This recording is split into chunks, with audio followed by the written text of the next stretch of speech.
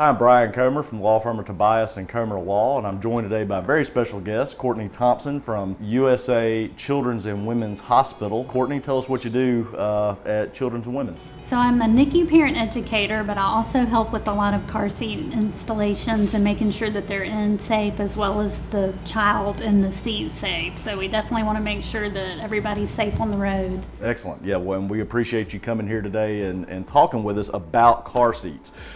This is something that is very near and dear to my heart. I have a 6-year-old and almost 2-year-old, and so, you know, anytime we've got caregivers or whomever, parents or grandparents, you always want to make sure that the car seats are safe and safely installed. So let's kind of walk through what it is that people need to be thinking of when they do think car seats. And so what's the very first thing somebody comes to you and says, hey, I've got a child, I've got a baby, what's the first thing a parent needs to do for the car seat? So the first thing is just knowing if they're in the right seat. So what is their age, what is their weight, their height, and you can always refer to the car seat manual. That's the Bible of the seat, so we need to be looking at that. And you can even look on the side of the seat. One side's in English, one side's in Spanish, to let you know the height and weight of the seat. So that's going to be step number one. You want to make sure they're in the correct seat. And when you place the child in there, you need to make sure that they have at least 1.5 inches between the top part of their head to the top shell of the seat. So a lot of people put their kids in seats that aren't even sized correctly for them. So that, we want to make sure, number one, they're in the right seat. And then you can put them in the seat, and we want to make sure that that's correct too. So this is a convertible seat that could be rear facing or forward facing. So we want to make sure that the strap placement's right, the retainer clip is in the right spot, and that it's actually tight enough. Sure, and you touched on a good point there. I know that there's a lot of confusion sometimes. When is it that the child's supposed to be rear facing versus when is it that we're supposed to turn the child forward facing as they inevitably want to do when they start getting mobile and can talk? We want to definitely be rear facing for at least 2 years. That's real important. So the car seat is made for the crash to protect the child, and definitely rear facing is going to help protect the child the most, because the biggest part on a baby or even a child is their head. So when they're forward facing in an accident, their head is going to travel further faster and can get injured. So rear facing, it's going to really cradle their head and be in the safest position to protect the head and the neck column. Sure, and then that way if they are rear-ended, then their head's going to be supported by the back of the seat as opposed to going forward. And you know, you touch on a good point there too. If you have been involved in an automobile accident with a child in a car seat, or even if the child's not in the car seat, but if the seat has been in a wreck, don't use the car seat again.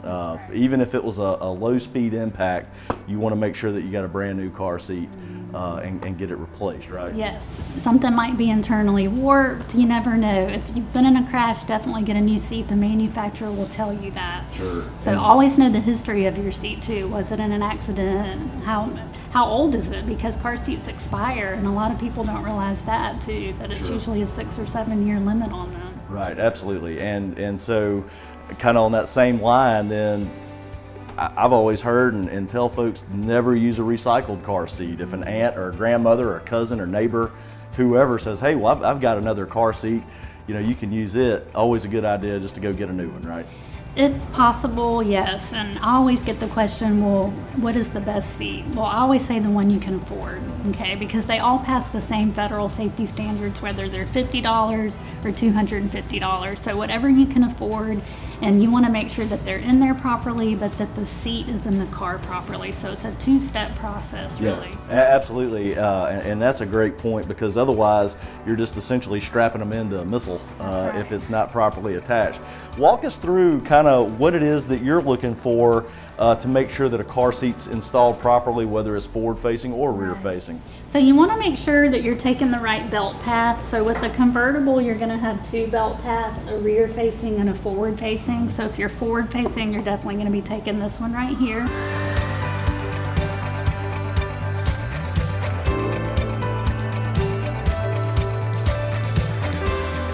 In addition to the belt, you want to make sure that you're using what we call a top tether, which is what this is up here, okay?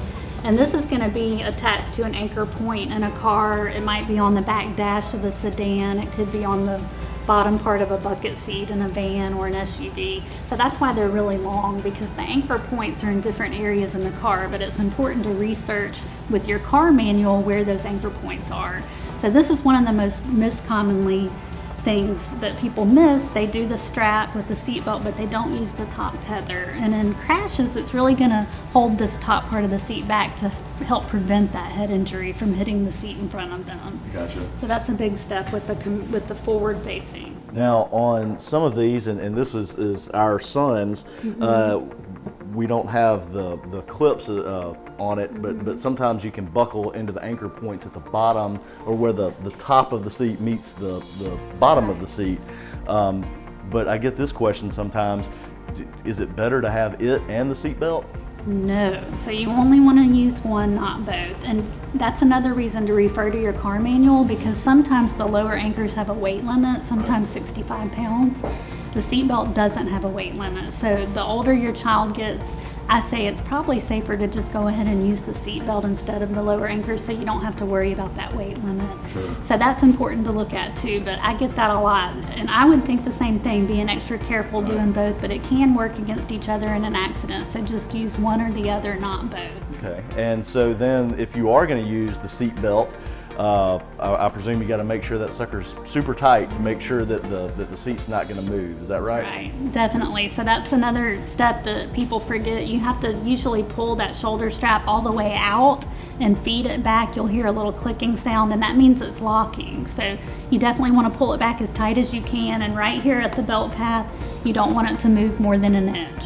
Okay, so that's how you're going to check for tightness. If you can move it, you've got to tighten it up some more. So having it in there tight is real important, and then having the child properly in the seat is important. Sure. Now let's talk about that. So if we're putting our child in the seat, I know that this clip here is one of the more important pieces, and it's all important, but where should this go on the child's chest? So it needs to go right over the collarbone. So we say armpit level, because in an accident, those bones are going to absorb the crash forces, and because if it's down here, it's going to lacerate a liver, do some internal organ damage. So we definitely want it on the strongest part of the baby's bones, which is going to be the clavicle area. Okay. So right at armpit level, and then these straps, if you're forward facing, need to be at or above the baby's shoulder. Okay. If you're rear facing, they need to be at or below the baby's shoulder. Okay. So that's a difference too. That's going to help protect them in that head-on collision. And then a pinch test, you can do that by just pinching up an inch right at their shoulder. If you can pinch up an inch, we say tighten it up. So usually you're just going to pull that to tighten it.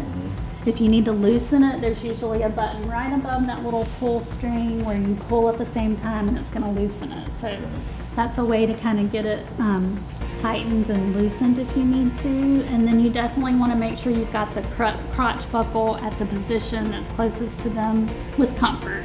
And move it out as needed as they grow. And these are real nice because you can just pull on it and kind of lift it up and down to help move those straps where they need to be. So they're making it a lot easier. Like this nice seat right here, it's real convenient to be able to do that versus going on the back and unstrapping everything. So we're getting, with technology, a lot of features like that, and we're starting to see more seats now that can swivel to the side for convenience. So there's all types that are hitting the market, but it's real important to get it checked out by a certified technician. Okay, absolutely. A lot of people out there feel like they know what they're doing, but a certified technician has been in training for this. They know what's right, what's wrong, and they'll also check it for any kind of a recall. Okay. As well. And you touched on a good point just a second ago with the pinch test. I know that as my daughter's gotten older, she says, well, can we loosen it up a little bit? And so that's a good way to make sure that it is tight, because again, if it's loose, it's not really doing the child any good. So just to make sure that you can't get that an inch or so is a good way to do that. Well, as the child continues to grow, the car seats change, right? And so take us through that. When is it that we should progress past a seat like this to the next step, and then ultimately the booster, and finally sitting in the seat Definitely. So with this, it's a convertible. This is probably the next step after the infant carrier. It can be rear facing or forward. So with rear facing, you can adjust the level so that they're more at like a 45-degree angle, and you can use the lower anchors or the seat belt through that rear facing belt path. So after age 2, nothing says at age 2 you have to turn them around. You know, you can stay rear facing as long as possible, even after age 2, that's great. And then when you do turn them around, you're gonna be more upright, and you can do that with this seat. And then the straps at or above the shoulder, and we talked about the snugness and the tightness by the pinch test.